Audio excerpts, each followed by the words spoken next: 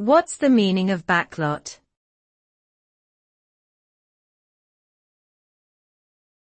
Backlot.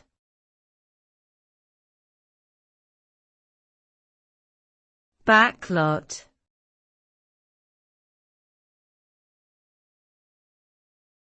Backlit.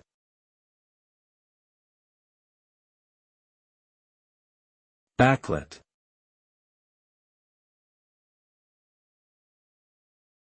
Backlit is a term commonly used in the film industry to refer to a specific area of a studio or production facility where outdoor scenes are filmed.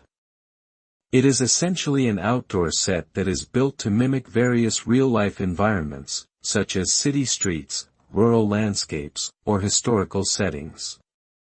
The backlit is typically used to create scenes that cannot be filmed on location due to logistical or financial constraints, or for scenes that require a high degree of control over lighting, sound, and other factors.